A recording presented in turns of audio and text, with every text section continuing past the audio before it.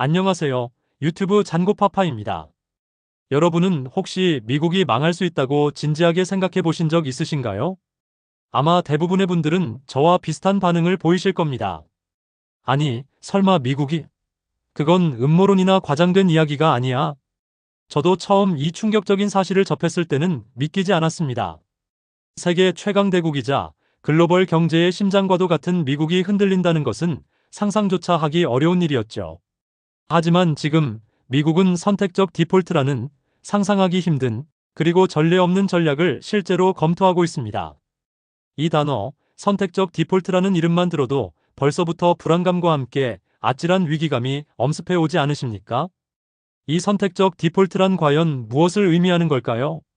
쉽게 설명하자면 미국이 자신들에게 채권을 많이 보유한 특정 국가들, 예를 들어 중국이나 일본과 같은 주요 채권국들에게 우리는 이제 더 이상 당신들에게 진 빚을 갚을 수 없습니다. 알아서 하세요. 라고 일방적으로 선언하는 것을 의미합니다. 이게 농담처럼 들리시겠지만 안타깝게도 농담이 아니라 지금 현실에서 매우 진지하게 논의되고 있는 시나리오입니다. 그리고 더 큰 문제는 이것이 단순한 시작에 불과하다는 것입니다.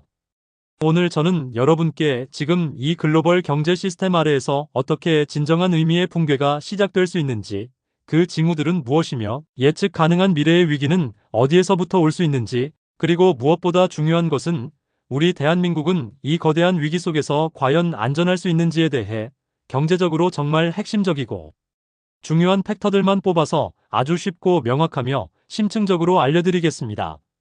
지금부터 제가 말씀드릴 내용은 여러분의 소중한 미래 자산과 직접적으로 연결될 수 있는 결코 간과해서는 안 될 매우 중요한 정보이니 부디 끝까지 집중해 주시길 간곡히 부탁드립니다. 자, 그럼 우리가 직면할 수도 있는 이 거대한 경제적 격변의 서막을 함께 열어보도록 하겠습니다. 지난 25년간 전 세계 경제는 빚이라는 거대한 산을 끊임없이 쌓아 올리며 위기를 모면하고 버텨왔습니다. 여러분, 지난 수십 년간 우리가 직면했던 굵직한 경제 위기들을 한번 떠올려 보시겠습니까? 2008년 전 세계를 강타했던 서브프라임 모기지 사태와 그로 인한 글로벌 금융 위기, 그리고 불과 몇 년 전 인류의 삶을 송두리째 바꿔놓았던 코로나 팬데믹, 심지어 최근까지도 전 세계적인 에너지와 식량 위기를 초래했던 러시아 우크라이나 전쟁까지. 인류는 이러한 거대한 위기들에 직면할 때마다 늘 한결같고 어쩌면 단편적인 해결책을 제시해왔습니다. 그것은 바로 돈을 찍어내는 것, 즉 부채를 발행하여 시장에 유동성을 공급하는 방식이었습니다. 각국 정부와 중앙은행은 막대한 양의 국채를 발행하고 이를 통해 확보된 자금으로 경기 부양책을 펴거나 위기에 처한 기업과 가게를 지원하며 위기를 일시적으로 유예시켰죠. 하지만 이처럼 인위적으로 유예된 위기의 청구서가 이제 우리의 미래를 담보로 우리 눈앞에 당도하고 있습니다. 그 결과 미국의 부채는 현재 국내 총생산 GDP의 100%를 훨씬 웃돌고 있습니다. 이는 미국이라는 국가가 1년 동안 벌어들이는 모든 돈보다 더 많은 빚을 지고 있다는 상상하기 어려운 현실을 의미합니다. 더 충격적인 것은 이 막대한 부채에 대한 이자만 연간 8,800억 달러에 달한다는 사실입니다. 이 금액은 전 세계에서 가장 강력한 군사력을 자랑하는 미국의 국방비보다도 많은 금액입니다. 미국은 자국의 안보를 지키는 데 드는 비용보다 과거에 빌린 돈에 대한 이자를 갚는 데 더 많은 돈을 쓰고 있는 실정입니다. 이 막대한 이자, 부담은 미국 경제의 성장 잠재력을 갉아먹고 경제의 발목을 잡는 거대한 족쇄가 되고 있습니다. 이자 상환 부담이 기하급수적으로 커질수록 미국 정부는 교육, 인프라, 복지 등 다른 필수적인 공공지출을 줄이거나 아니면 이 이자마저도 감당하기 위해 더 많은 빚을 내야 하는 악순환에 빠지게 됩니다. 이것이 바로 지난 25년간 빚이라는 마약에 취해 버텨온 세계 경제의 서글프고 위태로운 끝자락인 것입니다. 우리는 이 사실을 직시해야 합니다. 그렇다면 최근 들어 급등하고 있는 장기 금리가 왜 그렇게 위험한 신호로 해석될까요? 단순히 숫자의 변화를 넘어선 심각한 의미가 내포되어 있습니다. 최근 미국의 30년 만기 국채 금리는 5%를 돌파했습니다.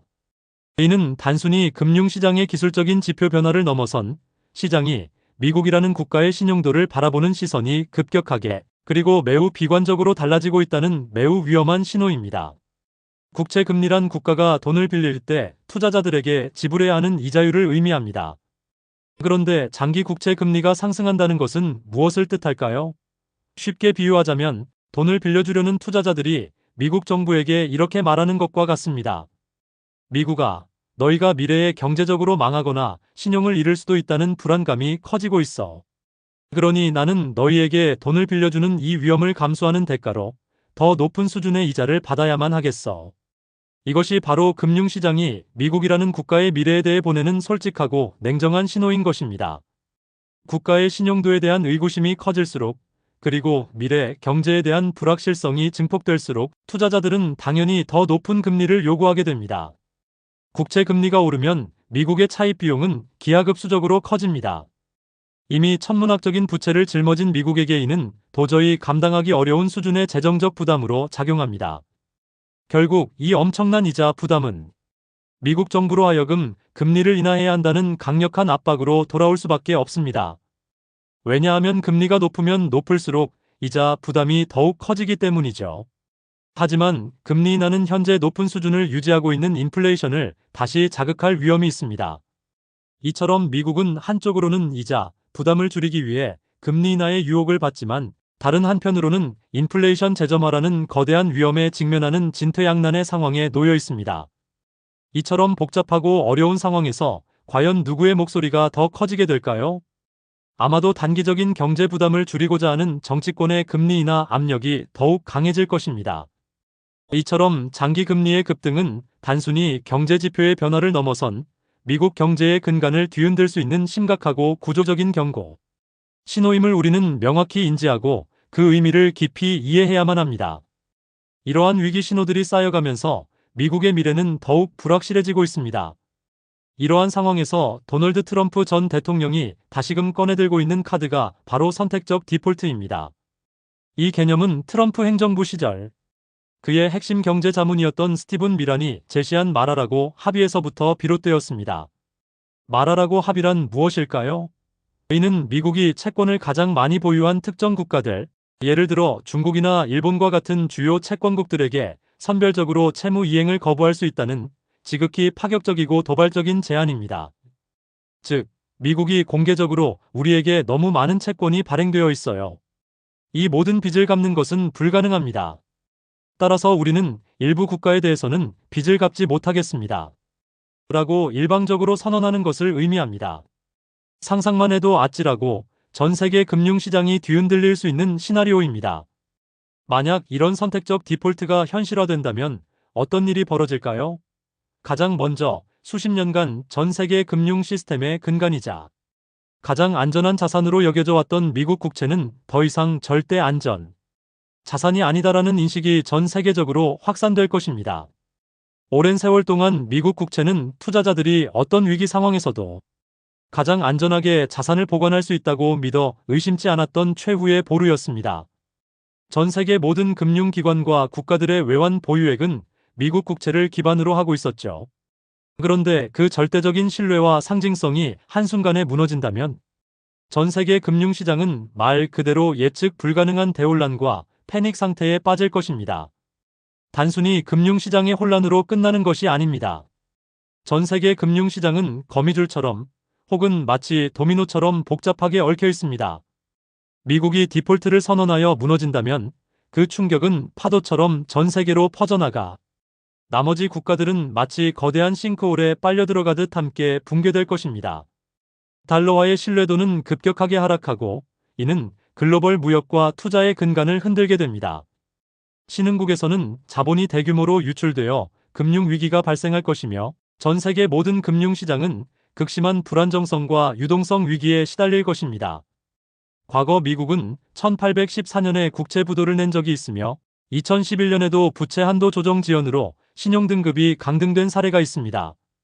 하지만 이번에 논의되는 선택적 디폴트는 그 어떤 과거 사례보다도 훨씬 더 파괴적이고 전 세계 경제에 치명적인 영향을 미칠 수 있는 전례 없는 위험한 카드임을 우리는 명확히 인식해야 합니다. 그렇다면 이 중요한 시기에 미국 중앙은행인 연방준비제도, 즉 연준은 과연 무엇을 하고 있을까요? 연준의 역할은 주로 단기 금리를 조절하는 것입니다. 기준 금리를 올리거나 내려서 시중의 유동성을 조절하고 인플레이션을 잡거나 경기를 부양하는 중요한 역할을 수행합니다. 하지만 지금 금융시장이 격렬하게 반응하고 있으며 진짜 문제로 떠오르고 있는 것은 단기 금리가 아니라 바로 장기 금리입니다. 장기 금리는 시장의 전반적인 신뢰와 미래 경제에 대한 투자자들의 전망을 반영하는 매우 중요한 지표입니다. 연준은 단기 금리를 조절하는 데는 강력한 능력을 가지고 있지만 장기 금리를 직접적으로 통제하거나 영향을 미치기는 매우 어렵습니다. 장기 금리는 수많은 시장 참여자들의 예측과 판단에 따라 움직이기 때문입니다. 그런데 만약 여기에 트럼프 전 대통령과 같은 정치인들이 연준의 독립성을 공격하고 정치적인 압력을 행사하여 통화정책 결정에 개입하려 한다면 어떻게 될까요? 연준의 독립성은 중앙은행이 정치적 영향력에서 벗어나 오직 경제 원칙과 데이터에 기반하여 통화 정책을 운영할 수 있도록 보장하는 민주주의 사회에서 매우 중요한 원칙이자 시스템의 근간입니다. 연준이 정치적 입김에 휘둘리기 시작한다면 시장은 미국 경제 정책의 예측 가능성과 신뢰성을 심각하게 의심하게 될 것입니다. 결과적으로 금융시장은 미국이라는 국가에 대한 신뢰를 잃게 될 것이고 이는 장기 금리를 더욱 폭발적으로 상승시키는 요인으로 작용할 것입니다. 이미 앞에서 언급했듯이 장기 금리의 폭등은 미국의 이자 부담을 천문학적으로 증가시키고 이는 다시 미국 경제를 더욱 취약하고 불안정하게 만드는 악순환의 시작을 의미합니다. 연준의 독립성이 훼손되고 정치적 불확실성이 가중된다면 미국 경제는 통제 불능의 상태에 빠져들어 더욱 깊은 수렁으로 빠져들 수밖에 없습니다. 이 문제는 단순히 경제 문제를 넘어선 민주주의와 시장 경제 시스템의 근간을 뒤흔드는 심각한 사안입니다. 이처럼 불확실하고 불안정한 시기에 많은 분들이 새로운 대안을 찾아 헤매고 있습니다. 그 중에서도 암호화폐, 특히 스테이블 코인을 기존 화폐 시스템의 안전한 대안으로 생각하는 경향이 있습니다. 그렇다면 비트코인 같은 암호화폐가 기존 화폐 시스템의 문제를 해결하고 안전한 투자 대안이 될 수 있지 않습니까? 라고 물으실 수 있습니다. 부분적으로는 맞는 말입니다. 비트코인이나 이더리움과 같은 주요 암호화폐들은 탈중앙화된 특성과 블록체인 기술 덕분에 특정 국가나 기관의 통제를 받지 않는 자산으로서의 새로운 가능성을 보여주고 있습니다. 하지만 스테이블 코인은 전혀 다른 이야기이며 오히려 위험성이 내포되어 있습니다. 저는 스테이블 코인을 실험실의 개구리에 비유하고 싶습니다. 안정적인 가치를 유지하겠다고 맹세하지만 그 구조는 매우 불안전하고 언제든지 무너질 수 있는 위험성을 내포하고 있기 때문입니다. 스테이블 코인은 대부분 특정 법정화폐, 예를 들어 미국 달러와의 가치를 1대1로 고정시키려고 노력합니다. 하지만 그 고정된 가치를 실제로 뒷받침하는 담보자산이 투명하게 공개되지 않거나 충분한 양이 확보되어 있지 않은 경우가 허다합니다. 이는 마치 장부상으로는 자산이 풍부해 보이지만 실제로는 텅 비어 있는 것과 같습니다. 또한 일부 스테이블 코인은 특정 정치 권력이나 특정 집단과 깊이 연루되어 있습니다. 예를 들어 특정 국가나 정치 집단의 이해관계에 따라 발행되거나 운영되는 스테이블 코인들이 존재합니다. 상상해보세요. 대통령 일가나 특정 정당이 깊이 엮여있는 코인을 과연 진정한 의미의 안전자산이라고 부를 수 있을까요? 스테이블 코인은 결국 기존의 중앙화된 금융 시스템과 유사한 형태의 중앙화된 실체가 존재하며 그 실체는 언제든지 정치적, 경제적 압력에 취약할 수밖에 없습니다. 이는 기존 금융 시스템이 가지고 있던 문제점을 해결하기는커녕 또 다른 형태의 불확실성과 위험 요소를 추가하는 것과 다름없습니다. 따라서 현재로서는 스테이블 코인이 글로벌 금융 위기의 진정한 대안이 될 수 있다고 보기는 어렵습니다. 오히려 기존 위기에 더해 예측 불가능한 새로운 위험 요소를 추가하여 시장 전체의 혼란을 가중시킬 가능성도 배제할 수 없습니다. 이처럼 새로운 대안으로 제시되는 것들조차 꼼꼼히 따져봐야 할 만큼 불확실성이 가득한 시기입니다. 그렇다면 이처럼 거대한 글로벌 위기의 파고 속에서 우리 대한민국은 과연 안전할 수 있을까요? 많은 분들이 이 질문에 대해 낙관적인 기대를 가지고 계실 것입니다. 하지만 저는 단호하게 말씀드립니다. 결코 안심할 수 없습니다. 현재 한국 경제의 재정 건전성은 다른 주요 선진국들에 비하면 상대적으로 양호한 편이라는 평가를 받고 있습니다. 국가 부채 비율도 아직은 감당할 수 있는 수준으로 여겨집니다. 하지만 이것이 대한민국의 모든 경제 상황을 대변하는 전부는 아닙니다. 고금리 기조가 장기화되면서 가계와 기업을 막론하고 민간은 이미 고금리 대출로 인한 엄청난 고통을 겪고 있습니다. 영세 자영업자들의 폐업이 속출하고 있으며 대출 금리 인상으로 인해 가계부채는 위험 수위에 도달하여 서민들의 삶을 짓누르고 있습니다. 부동산 시장은 장기간의 침체기에 접어들었고 고금리와 경기 둔화가 복합적으로 겹치면서 거래량은 급격히 줄고 가격은 하락하는 추세가 이어지고 있습니다. 여기에 더해 우리 사회 내부에는 정치적 불안정성도 상존하고 있습니다. 내부적인 갈등과 분열은 외부 충격에 대한 국가적 방어력을 심각하게 약화시킬 수 있습니다. 만약 중국 부동산 시장의 붕괴가 현실화되고 미국의 금리 쇼크가 예상보다 더 큰 충격으로 다가오며 여기에 더해 암호화폐 시스템의 치명적인 리스크가 발생하는 등 이 모든 외부 충격이 한꺼번에 동시에 몰려온다면 어떨까요? 이 시나리오는 한국 경제에 퍼펙트 스톰을 불러일으킬 가능성이 매우 높습니다. 퍼펙트 스톰이란 여러 개의 개별적인 악재들이 동시에 발생하여 상상 이상의 거대한 재앙을 초래하는 것을 의미합니다. 우리는 이러한 복합적인 위기 시나리오에 대해 국가적 그리고 개인적으로 얼마나 철저히 대비하고 있는지 진지하게 자문해 봐야 합니다. 단순히 남의 이야기로 치부할 수 없는 우리 모두의 미래가 달린 문제입니다. 결론적으로 말씀드립니다. 지금 우리가 살고 있는 세계 경제는 퍼펙트 스톰의 모든 조건을 사실상 갖춘 상태입니다. 전 세계적으로 정치적 혼란은 극도로 고조되고 있으며 고금리 기조는 예상보다 훨씬 길게 장기화될 조짐을 보이고 있습니다. 각국의 국가 부채는 사상 최고치를 경신하며 감당할 수 없는 수준으로 치닫고 있습니다. 여기에 언제 어디서 터질지 모르는 외부 충격의 가능성까지 도사리고 있습니다.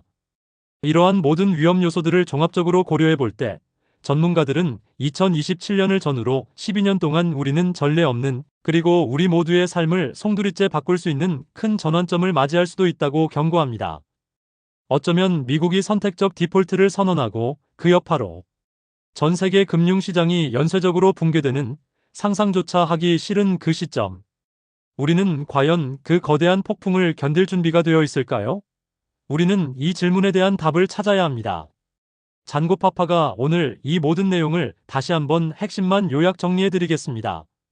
지난 수십 년간 빚이라는 인위적인 수단으로 유지해온 세상이 이제는 더 이상 갚을 수 없다는 파국적인 말을 꺼내기 시작했습니다. 지금은 단순히 돈의 많고 적음이 여러분의 자산을 결정하는 시대가 아닙니다. 돈보다 신뢰가 훨씬 더 중요하며 돈의 가치를 결정하는 핵심적인 요소가 되는 시대입니다. 어떤 정보의 말을 믿을 수 있는지, 어떤 기관의 약속을 믿고 신뢰할 수 있는지에 따라 여러분의 소중한 자산 가치가 결정될 것입니다. 단순히 눈앞의 단기적인 이익만을 쫓기보다는 거시적인 경제 흐름을 깊이 있게 이해하고 신뢰할 수 있는 정보를 바탕으로 현명하고 전략적인 판단을 내리는 것이 그 어느 때보다 중요합니다. 여러분의 자산은 여러분의 신중한 결정에 달려 있습니다. 오늘 영상도 끝까지 시청해 주셔서 진심으로 감사드립니다. 이처럼 글로벌 경제 시나리오와 위기 분석에 대한 심도 깊은 정보가 여러분의 자산 관리에 조금이나마 도움이 되셨다면 부디 주저하지 마시고 좋아요, 구독, 그리고 알림 설정을 통해 잔고파파와 함께 해주세요. 저는 앞으로도 여러분의 소중한 자산을 지키고 현명하게 불려나가는 데 필요한 핵심적이고 실질적인 정보를 꾸준히 전달해 드리기 위해 최선을 다하겠습니다. 우리는 다음 영상에서 더 유익한 내용으로 다시 뵙겠습니다. 유튜브 잔고파파였습니다.